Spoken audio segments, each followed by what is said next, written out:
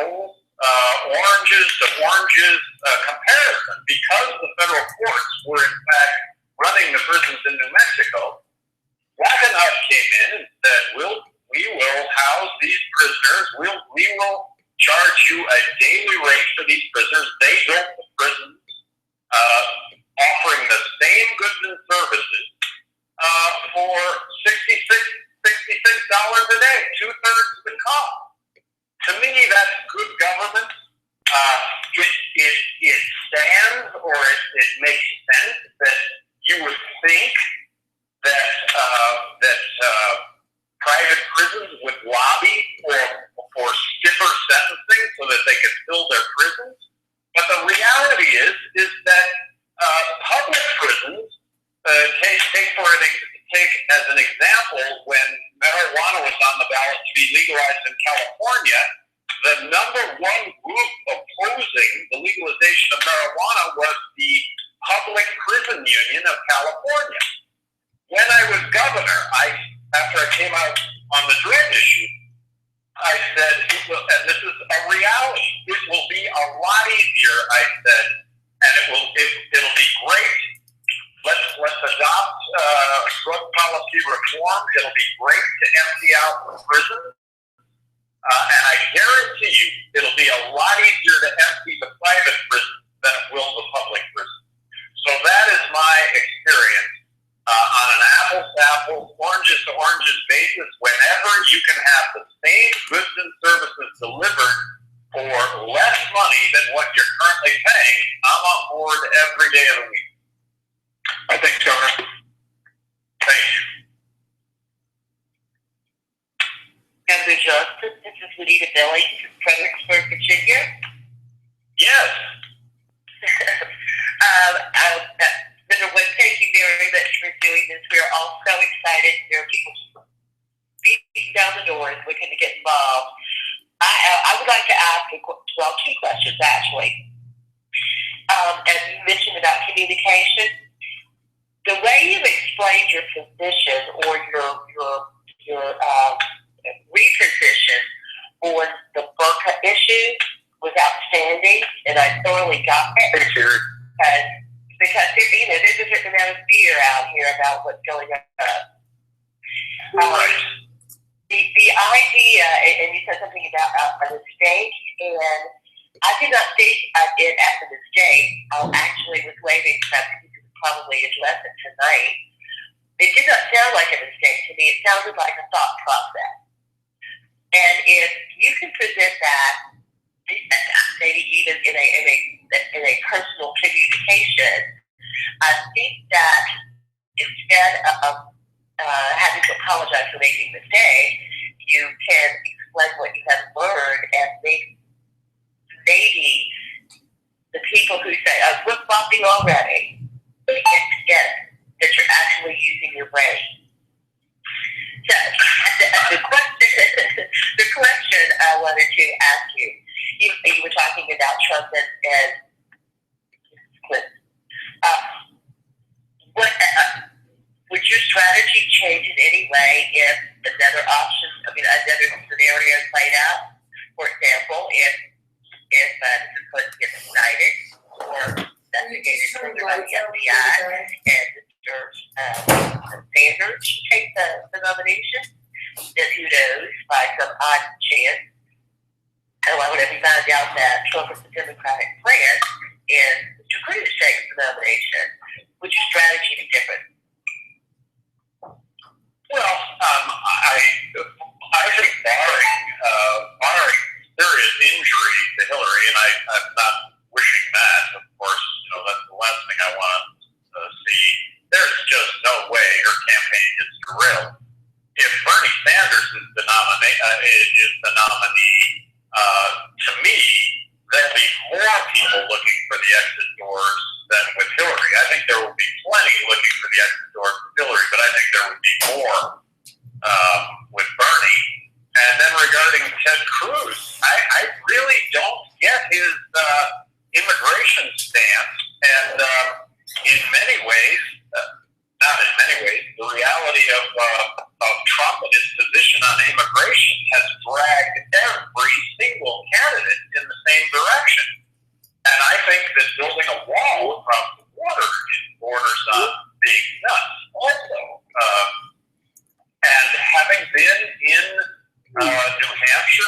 been in Iowa, having been in the Midwest in the last cycle, I fully have come to meet and understand that Trump's following is a very real group of Republicans who absolutely believe that the scourge of the earth has to do with Mexican immigration. And it's real, but is it the majority of Republicans? I don't believe so.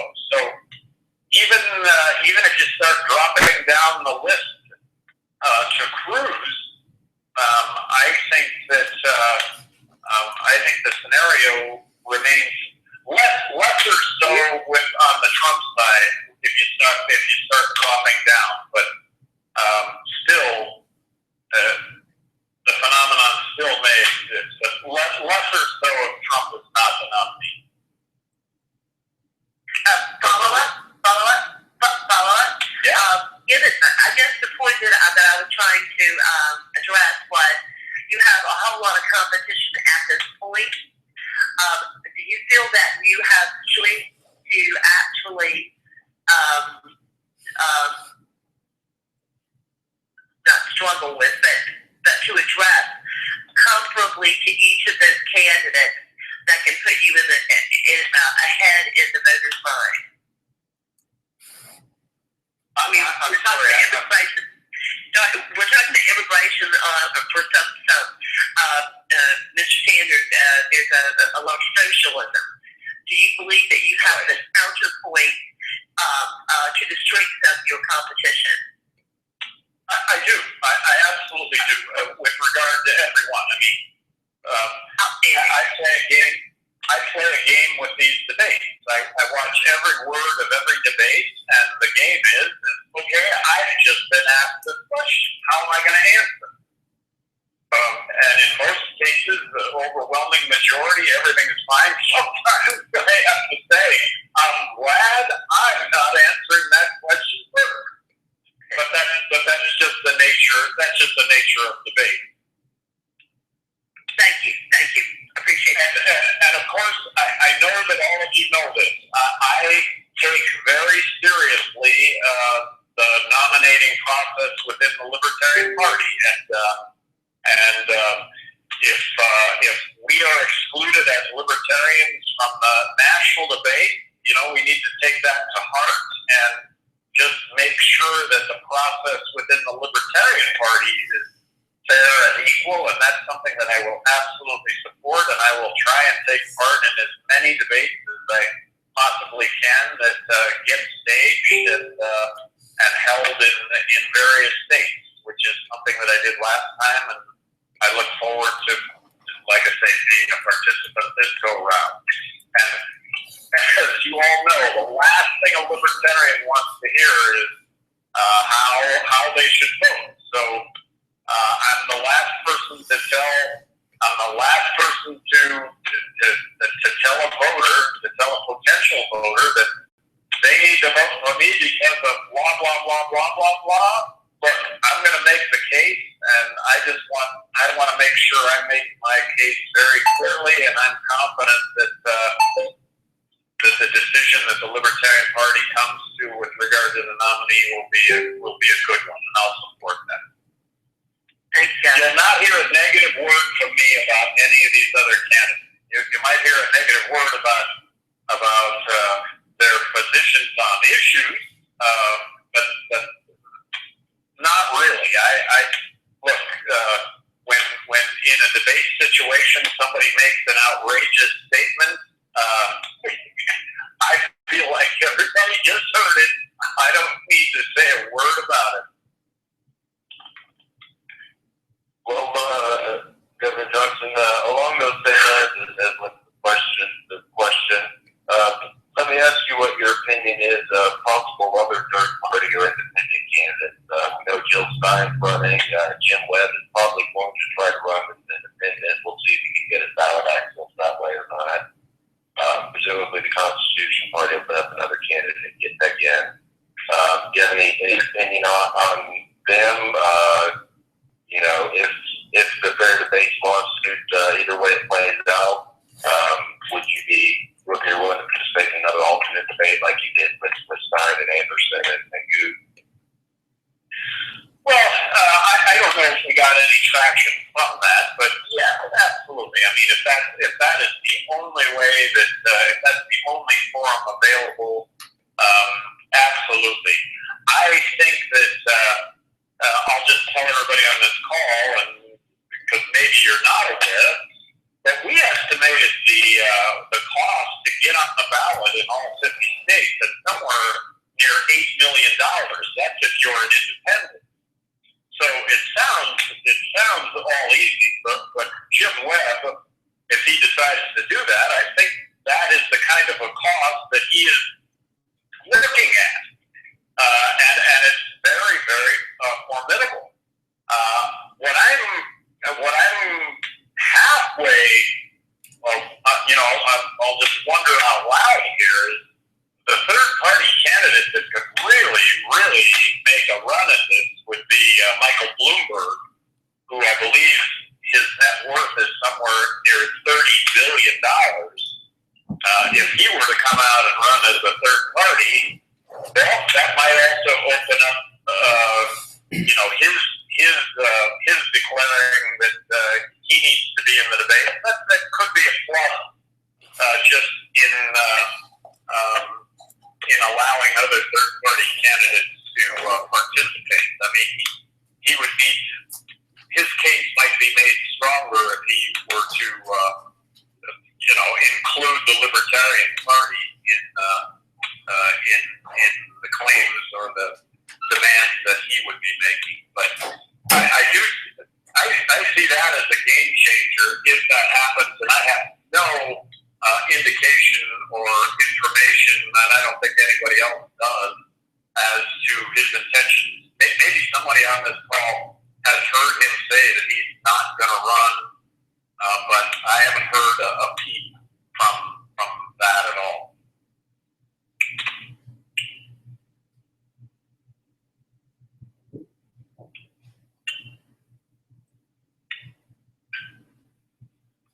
All right, going once. If there's any other questions for Gary Johnson before we move on to the other items on our agenda? Sure. Gary, this is Mark Hinkle again from California. Yes. Do you have any update on the potential initiative to decriminalize marijuana in California? And Mark, correct me if I'm wrong, but it's not decriminalized. It's actually legalized recreational use. And what Marijuana like Wayne Act or something like that. Yes. That it is. It's not decriminalization. It's legalization, and where it stands today, my understanding is that it's a slam dunk today. That it would happen today. Well, and the reason I ask is I literally got a note from the Secretary of State's office indicating that an initiative was cleared for circulation. But I didn't know, I haven't heard from Judge Gray whether that was the one that we're going to be backing or if it's some other initiative, and I just wondered if you had any update on that. I don't have an update on that. I don't. All right, well, perhaps Judge Gray will get back to me shortly, and I'll spread the word on that. I'm sure he will. And, yes. I was just saying, along those lines, this is something you mentioned before, but how do you feel the large number of states that will have marijuana legalization referendum on the ballot is going to impact the campaign? It's almost certain that neither the Republican or Democratic nominees are going to be pro-legalization. Do you think that's something that will play to our advantage and maybe even translate into votes for your candidacy if you're the nominee? I am not. I said when I ran in 2012, I said that if every pot smoker every person that smoked pot gave me $1, I'd have $125 million. I'd be off and running. And I courted the marijuana community whenever I could. I worked really hard with that.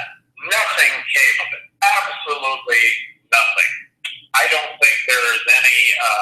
I don't think that we should put any eggs in the basket that's going to change. The issue has certainly changed. Media has certainly given me a credit for being, and I'm using media terms. This isn't something I would say about myself, but that I am a visionary on this issue. So what else is out there, Johnson, that you see as happening in this country? So on that side of it, that's been really positive. There's a credibility to still being the highest ranking elected official to call for the legalization of marijuana. I'm being given credit for that, but it, like I say, doesn't amount to anything when it comes to support or money or seemingly votes. Governor Will Ellsberg here. How are you? Yes, great. Just a response to that, I think if we leverage it the right way, there might be a way to hit that market. I know Big Boy was quoted as voting for you in the last election. I'm sure there would be a way that you could get like a concert or something like that, or work in the fundraiser with that sort of message. And I bet the people who would draw donations would be interested in that. Might be worth exploring. The other thought I wanted to mention is I've also been a little concerned with the way you talked about Trump and Trump supporters. I think the trap of going after him and saying negative things is really easy. And I'm not old enough to know to remember your campaign for governor, but the fact that you didn't mention your opponent's name or didn't say anything negative is a great quality, and it would be a great breath of fresh air. If you say something, if you phrase, what you say, what's scary about him is there's truth that he's saying that people aren't looking at or something like that. I think it's a way that you could not be written off by his voters. Those are my thoughts. Great job yesterday. Good luck. Thanks. And believe me, we've talked about the concert thing, and really everybody on this call, you all are terrific. I can't thank you enough. And like I say, I hope to live up to being representative or being worthy of your efforts to be the spokesperson for all this. But so anyway, I'll leave you all be, and again, thank you. And look forward to the next call. Before you go, Governor, one last question. I just realized we didn't cover that we do need to mention, and that is, will your position as chairman of OAI be continuing during your candidacy, or how is that going to work? It seems to me, and I was actually asked this the other day too, and I need to follow up. I can't remember if I did remain the honorary chairman. I think I did. I don't think there's any conflict there at all. But I would do the same as happened in 2012, and I think it's staying on as an honorary chairman. All right, very good. Follow up, Governor? Yes. Real quick then. There's a lot of crossover in volunteering for efforts that you're associated with. Will the efforts for the project that is currently underway by your OAI state team back off any so that the people who are doing those can actually work on your campaign to get the nomination? You're probably better. Those others on this call would be better equipped to address that. I would assume that would be something that would take place. Okay. Yeah, that is what we're about to get to. Yeah. Okay. Thank you again. All right. Thank you. All right. Let's get this one. Excellent. Well, that was very good, and thank you everybody for the questions and participating. Before everybody hops off the call, we have a few things we need to hit for OAI, and then I'll try to wrap this up in under an hour. The to hit. Aaron Cohen, are you on the call with us? Yes, I am. Excellent. So I'll give a quick update on the legal side of the lawsuit, and then I'll hand it over to you for the fundraising part. Sure. Just so everybody knows, we have a schedule. There's been a judge assigned, and we have a schedule set for hearing. I don't have it in front of me offhand exactly what date it is. I believe it's in March. The initial hearings after the back and forth motions to dismiss and everything. So we are confident and feeling good that one way or another there will be at least a trial court decision and possibly still time to appeal either way before it may actually happen. And of course, that's been the big issue in the past is, they wait until a week beforehand to officially announce it, and then it's too late to do anything about it. So we are feeling pretty good that that is officially on the docket there in the DC Circuit Court. I've been working with Aaron on the grassroots fundraising for the debate project and OAI in general, so I'll hand that over to him to give a brief overview. You bet. Well, I think from a fundraising standpoint, there's a lot of excitement and momentum right now just around OAI and Gary. Obviously, from a legal standpoint, we need to make sure we keep campaign things separate from the nonprofit side. But, up until now, we were building for Gary's announcement previously.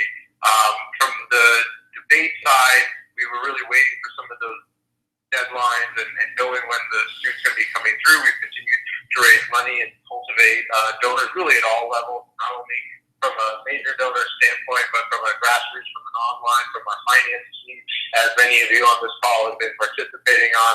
I apologize if I've been a little bit unavailable the last little bit here. I actually broke my leg skiing and put me out for a little while. But if there are any individuals who are still interested in participating, Andy is taking the lead, kind of organizing the finance committee, so I can focus a little bit more on major donors and some of these other ideas. I love Will's idea about Big Boy of Outcast, who is quoted as having voted for Gary. We're going to need to do, outside the box thinking, some really creative opportunities, and bring to the table some really strong funders. I think our pipeline right now is incredible.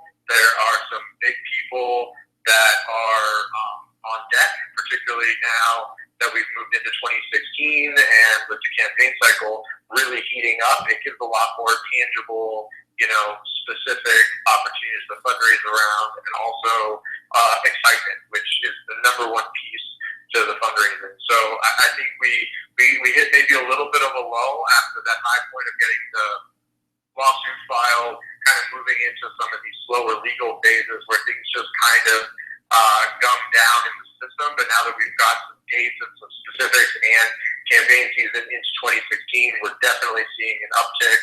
And, that's really everything I have right now. If anybody has any questions.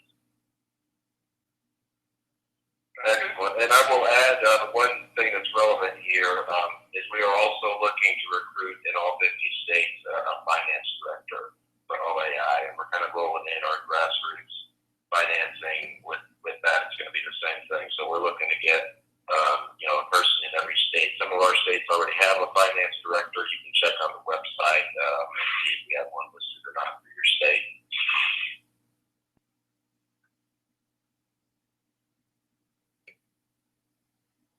Did anyone else have any questions or anything for me?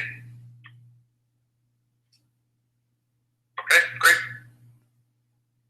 All right, excellent. And then I'll be on the call. I know we have at least one volunteer that we are going to have a call with tomorrow. Tomorrow, yes, and we're confirmed. Excellent. All right. Great.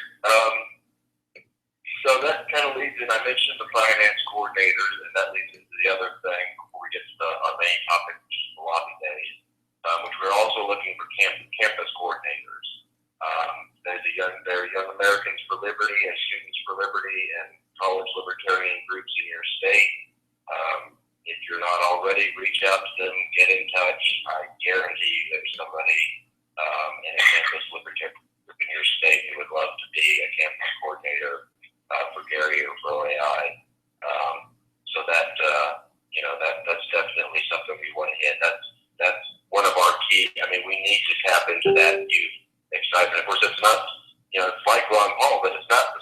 ago. That was 8 years ago. Kids were in their teens and 20s and supporting what I call a new generation on campuses now. So we really do need to meet them and build those connections. Great speaking opportunities and networking opportunities come from these sorts of things. So definitely we're looking for campus coordinators. Any questions about that before I move on? Yeah, hey, Will again. Just what exactly is the campus coordinator? What exactly are the responsibilities? I know there's somebody on, I hope he's still on, who's... We have an exact description that's got the checkpoint of what exactly, like a job description type thing.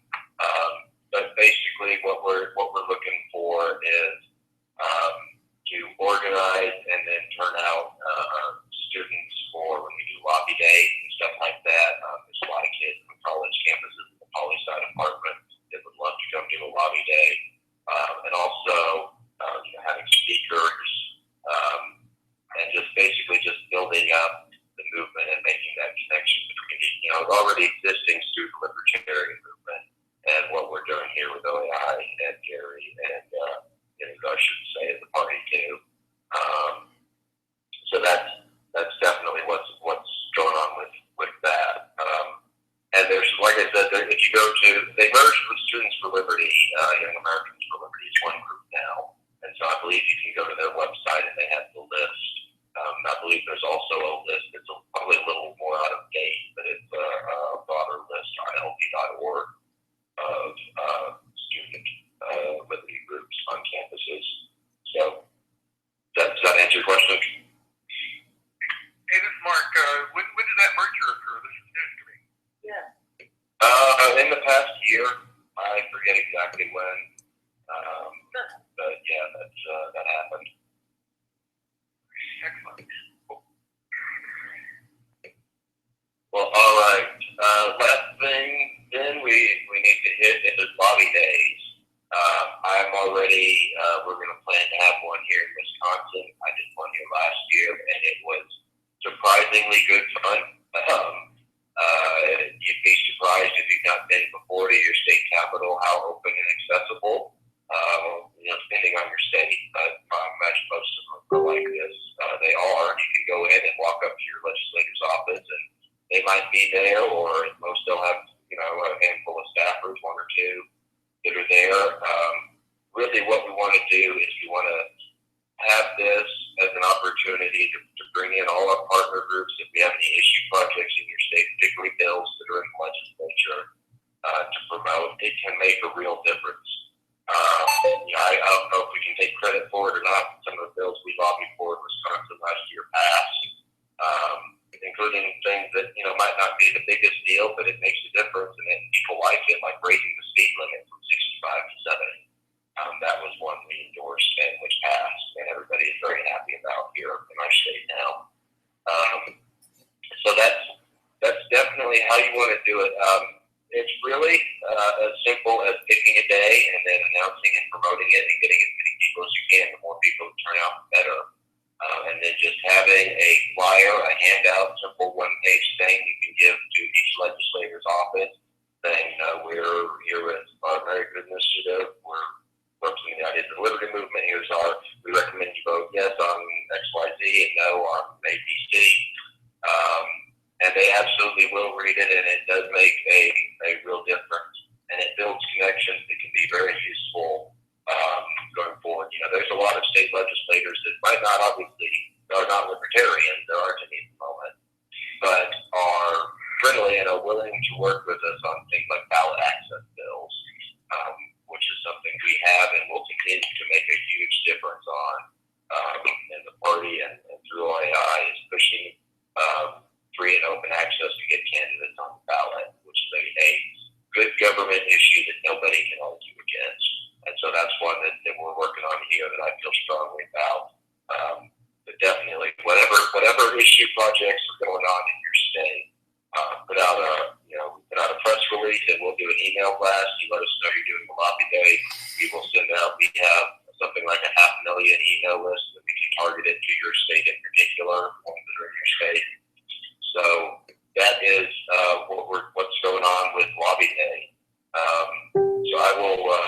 Charles, I believe you're on the card. Do you have anything to add about that? I'll give you a break and any questions.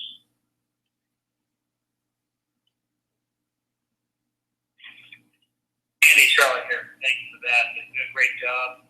I guess as well, remember anyone who has an opportunity to kind of share the best practices, what works, what's important to include, what you learned from doing them over the years. I know Juanita has done a couple in Virginia, but yeah, Andy, just keep on going. Well, excellent. That's pretty much my my spiel about why you should go pester your state legislators. Are there any questions or comments or suggestions about doing a lobby day in your state?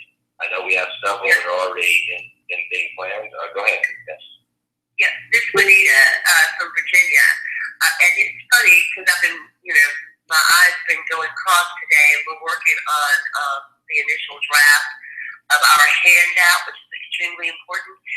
And given that this is the third time that I've participated in this, I find it interesting how many more bills that I'm seeing, at least in Virginia, coming across in support of things that have more to do with supporting personal liberty and the various issues that we all support. I'm not even suggesting that it's because we gave them that handout, but a small spark hopes that that's part of it. But it's very exciting to see the effect that you actually can have on your local or your state legislature just by letting them know where you stand. And I urge everybody to do it. It's rough getting it started because it's a lot of reading and a lot of evaluating, but it's definitely worth it. Thanks. Amen. Well, all right. I will. We're still running actually amazingly a little bit early here. So, any questions, comments, suggestions from anybody? I think we're all pretty excited about Gary's announcement, and like he said, and it's really true. This has already made a much bigger splash and got a lot of positive attention. Unlike anything we saw in 2012 for his efforts, and that's already a huge difference. People might ask why run again. This is an example I've pointed to that I'll raise. In 1996, Ralph Nader ran, and he got 0.7%. I think it was less than Gary got in 2012. And then he ran again in 2000, and of course the rest is history. He ended up polling almost 3% of the popular vote, and was polling much higher than that at one point, filling Madison Square Garden rally. Reagan won on the third time, so there's definitely a case to be made that this really will be something different this time. So,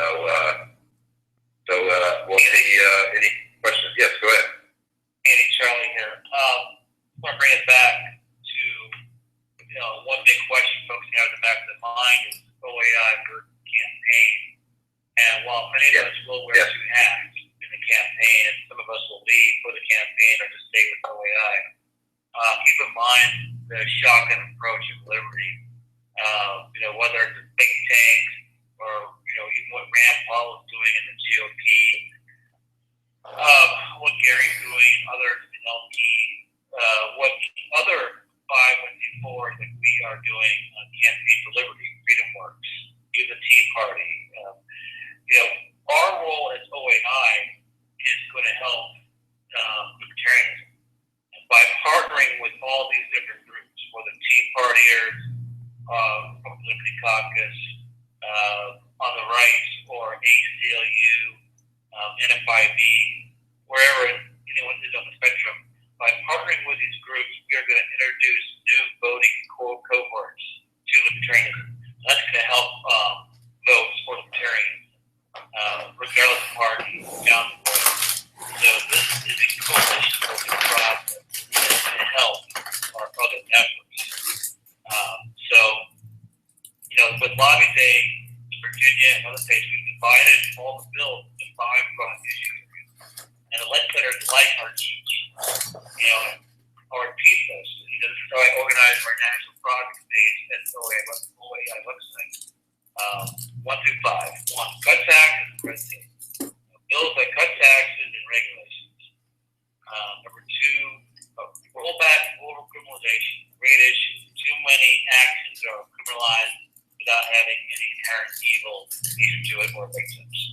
Number three, choice in education and health. Lots of bills in both areas. Four, personal liberty. It's a big catch-all. Drugs, privacy, gambling, whatever. Lots of personal liberty opportunities out there. And finally, anything that opens or limits the government. Opening the government includes ballot access for transparency. So you can divide most issues in those 5 issue areas, with 2 exceptions. So, in Virginia, we take the kitchen sink approach. We go through all the bills and find the best ones for all 5 categories. Andy, Wisconsin, I think focused on about 4 or 5 bills. Most states have done the 4 or 5 bill approach. But this is your opportunity to tag along some other group, Lobby Day, Tea Party, Normal, whatever group. Have your own OAI handout. Invite as many LPers and Libertarian Party people and other activists to join you.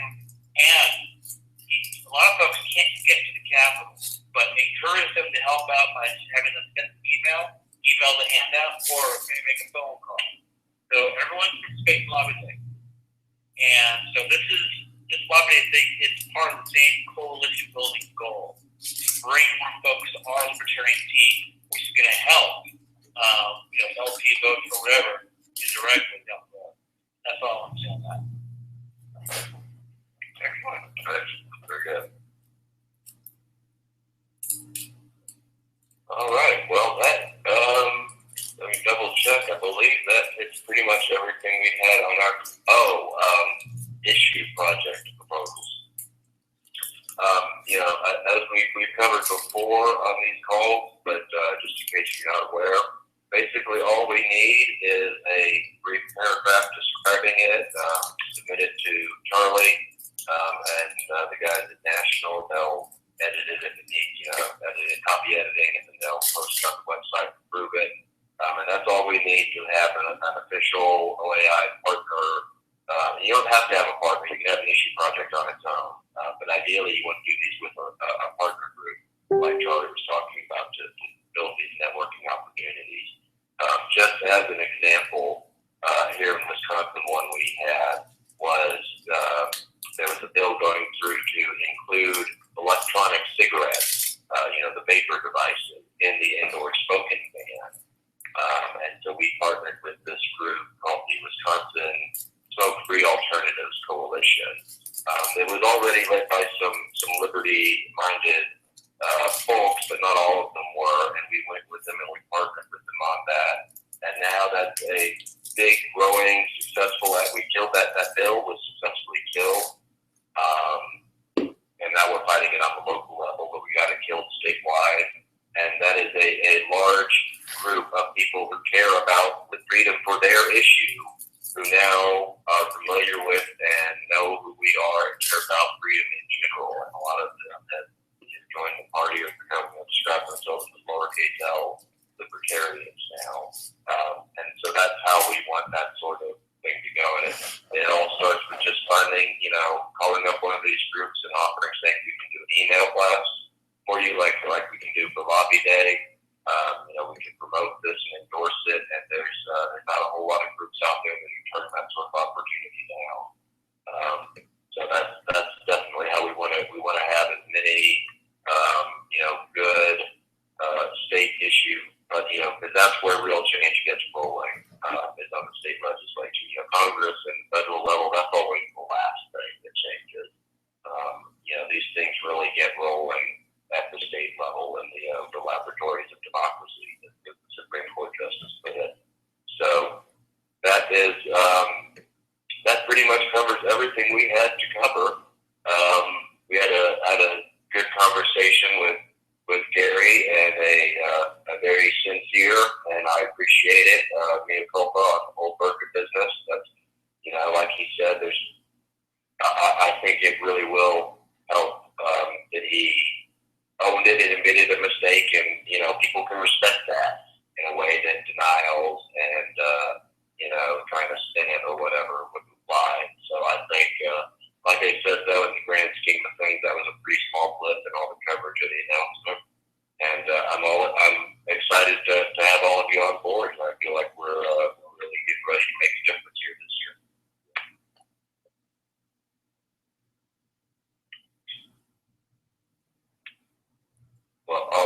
if there is nothing else, I will thank you for your time and